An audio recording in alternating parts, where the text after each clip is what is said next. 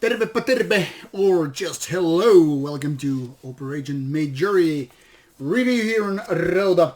Now this is a peculiar case. Can it really fit the channel talking about metal while not exactly being pure metal? Well, that's a tricky question and I'm gonna answer you that. But first let's take a look at this vinyl copy of this album called Darkness in This World. Pretty basic, plain black vinyl. No reason to go into details about that. There are no curious details. And then we have obviously this packaging here, which has a cool retro sci-fi feeling. And notice this sentence there: hard and heavy for the earthlings. Now this is a band that has been flirting with the retro sci-fi thing for many years. Founded around 2004.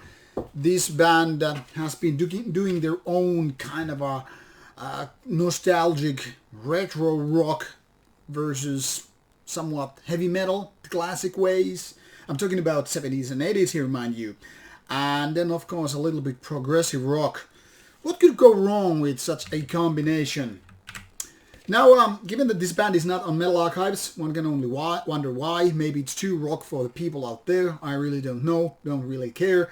There is this website for the band, but as you can see, welcome to the official webpage of Operation Majority.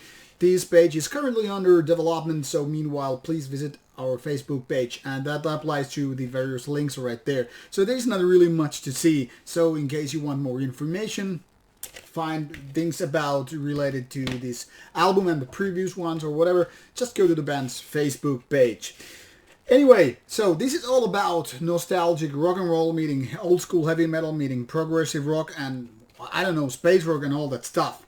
And this is very much applying to this particular album too. Now, I haven't been listening to the previous album, so I am very much a virgin when it comes to this particular band, and as such I'm no pro to compare this to the whole discography beyond that. However, I read a couple of my colleagues' reviews of past two albums, and, well, basically pointing out same things as I, just more experienced in these various genres. Now, to me, it sounds like these guys are very much traveling to the past and tapping into the veins of bands coming from the 70s and early 80s. Like, for instance, you have these Hammond kind of keyboard parts, you know, laying around some keyboard parts which are essentially very, very old school, sounding like 40 to 50 years of age now. And those are some of the parts that definitely go into more into rock and roll than heavy metal feelings. Now, when again you're listening to the vocalist of the band, who does a relatively good job with his kind of a raspy heavy metal vocals kind of style, you get the kind of a raspier idea, a little bit edgier, but not exactly like Iron Maiden or Judas Priest go high pitched and all that stuff. Then again, it's not like really like Lemmy of Motorhead doing his heavy metal version, but definitely something in the raspier sense, meeting those little bit higher notes and all that stuff. To be honest, very, very fitting for the style that combines rock and roll and heavy metal.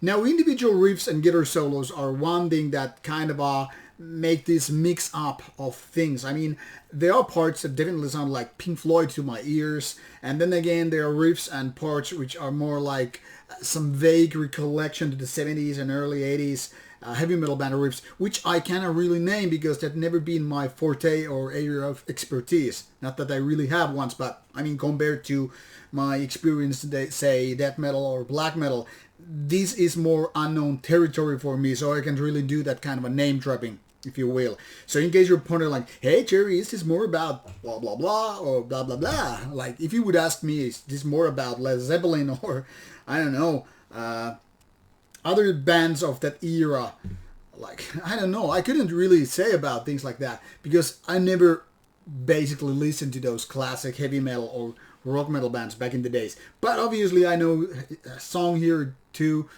here or there, and those are kind of reminiscing parts for me when we're talking about this kind of music. Now, obviously the question is, do I dig it? And I would say a little bit, but not too much. Now the trick here is, I guess you have to have a certain kind of a soft spot for this kind of a retro rock or metal to really, really like what is going on with the guys. It's not so much like how they can handle their instruments or about the production, because there's a solid parts here. I mean, you know, the song playing, you know, the guitars and drums and all that stuff, they're finally done. And the production being very organic and kind of having enough space, not just, you know, cranked down to, you know, tight little box. I mean, there's definitely room for, you know, breathing in and out. So it's more like kind of relaxing feeling here. The atmosphere is like, okay, these guys are kind of a retro in that sense, but also a little bit more, say, polished. But when it comes to songwriting, indeed, I have a little bit problem getting into that, because it's not really something that I voluntarily listen to. It's not something that I enjoy fully. I mean, I do enjoy some of the Pink Floyd stuff a lot, but when it comes to those classic heavy metal bands, never been exactly my cup of tea. So take this review with that kind of a grain of salt, or whatever you want to say.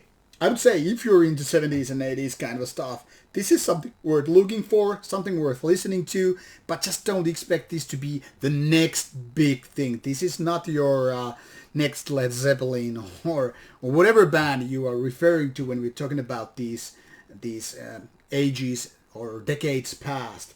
But definitely it's quite interesting release, and I think the vinyl format is very, very suitable for this kind of band. An interesting idea to do that kind of a music, but very, very retro, both good and bad. Now, with that take, obviously you want to take a listen to the band.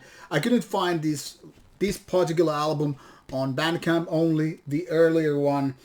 So maybe you have to do some digging, or maybe you just will find the information on various sources or through the band's Facebook page, or then you just fucking buy it. Alright, that's it. Let's wrap it up. Take care and enjoy it with Rauta's Vinyl Week. Bye bye.